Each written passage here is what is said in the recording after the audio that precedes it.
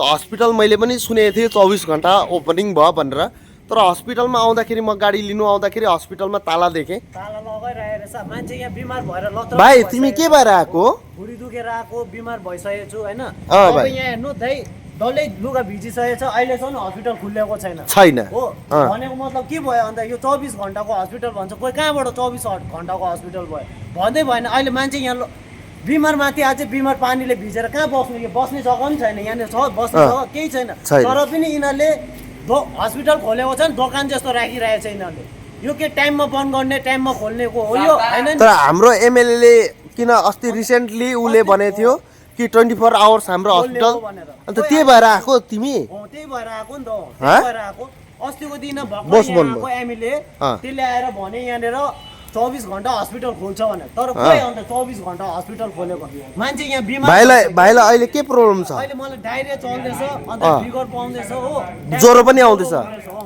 तर पनि म बोलिरहेको छु अहिले। यस्तो आफत परिरहेको बेलामा बोलिराख्दाखेरि पनि तर पनि जनताले सुनेन। म के भन्नु ल, हामी एक्लैले एगेन्स्ट गर्नु सक्छ यो? सक्दैन भाइ, यो गलत भयो नि त। गलत भयो। माथि उता स्टाफहरू राख्नुको लागि, पेसेन्जर राख्नुको लागि बिल्डिङ घर बनाउँछ, त्यहाँनिर ड्रग्सहरू खान्छ मान्छेहरूले। दुनियाँभरको मान्छेहरू पस्छ, हामी पेसेन्जरहरू पस्नु पाउँदैन। त्यो कहाँको भयो? यो कहाँको हस्पिटल भयो? यो हस्पिटल फ्याट्टै भएन। भाइसँग अरू को आएको छ? भाइसँग अरू को आएको छ? मसँग मेरो बहिनी आएको छ, 2 जना बहिनी। मेरो आफ्नो बहिनी होइन 2 जना। उनीहरू रातभरि भाइ एकदम आराम। तिमीलाई साह्रो पर्छ, तिमी त्यसै डायरिया भइरहेछ।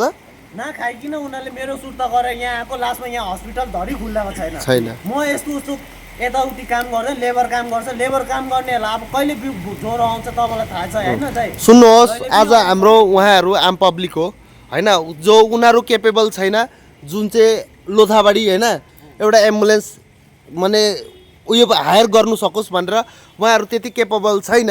तर उहाँहरूलाई आज एउटा डायरिया, लुज मोसन र एउटा फिभर आएको पेसेन्टलाई कमसेकम यहाँनिर चाहिँ एउटा फास्टेड ट्रिटमेन्ट र कमसेकम फिभर डायरियाको लागि त यहाँनिर त्यो सहुलियत हुनु पऱ्यो कि त्यो पेसेन्टलाई रेफर गर्नु नपरोस्। तर हाम्रो विगतको दिनमा, अघिको दिनमा जुन चाहिँ हाम्रो विशाल लामाले भनेर जानुभयो, जुन चाहिँ हस्पिटल हाम्रो अब 24 आवर्स सुरु भयो भनेर।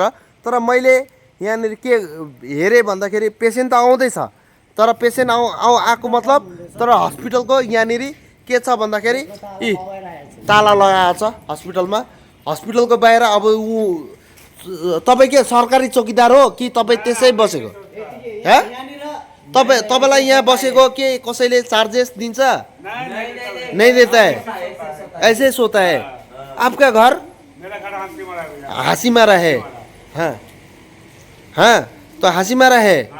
ये हॉस्पिटल कब से ऐसे बंद हो रहा है? अभी 8:30 बजे बंद हुआ है। 8:30 बजे बंद हुआ है। ओ 8:30 बजे बंद हुआ है ना? तो भाइ अब के गर्नु त? अब म त मेरोमा त एम्बुलेन्स अन्त भाइ अब कहाँ जाने? लोथाबाडी? अब कहाँ जानु? अब लोथाबाडी नै जानु होला नि त। यता बसेर त फाइदा पनि छैन हो कुरो। अब खर्च गरेर त्यहाँ जानु होला नि त। हामी गरिब मान्छे हो। अब हस्पिटल छेउमा छ भनेर यहाँ आउँछ, लास्टमा यहाँनिर हस्पिटलै छैन। हस्पिटल ताला लगाइरहेको छ जस्तो लाग्छ, दोकानमा आएको जस्तो लाग्दैछ। मैले तिमीलाई कुनै किरानाको दोकानमा आएको जस्तो लाग्यो। माने 8 बजेको बादमा बन्द होइन? 8 बजी चाहिँ कम्पलसरी बन्द गर्नुपर्ने भनेर। तिम्रो भनाइ चाहिँ के छ भाइ?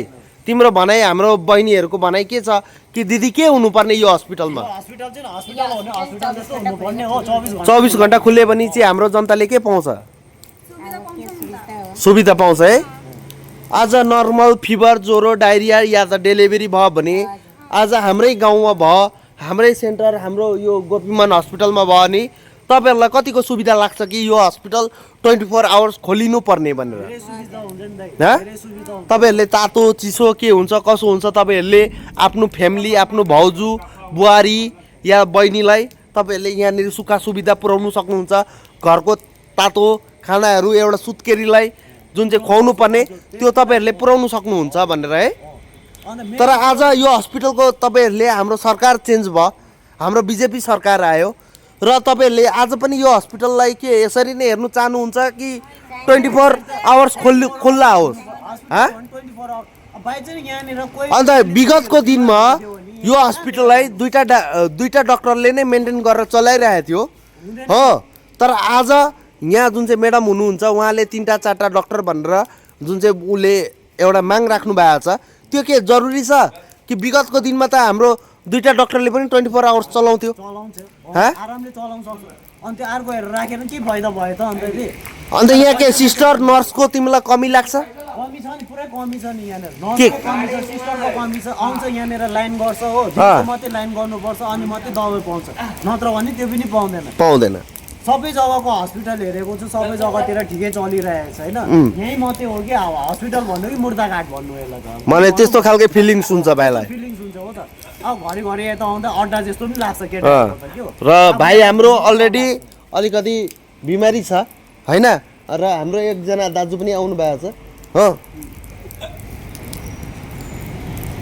ल मैले उहाँ पनि बेचारा अक्सिजन लिनु आएको रहेछ तर उसले बाइट दिनु नसकेर ऊ फर्केर गयो पैसावाला मान्छे हो हो ऊ बाइट दिनु नसकेर फर्केर गयो कि ऊ त पैसावाला हो गयो बिना पैसावाला चाहिँ के गर्छ अन्त गरिब दुखीलाई चाहिँ यहाँनिर के गर्ने हो के गर्ने अब यहाँनिर पैसा छैन जो खै गर पैसा त गयो गयो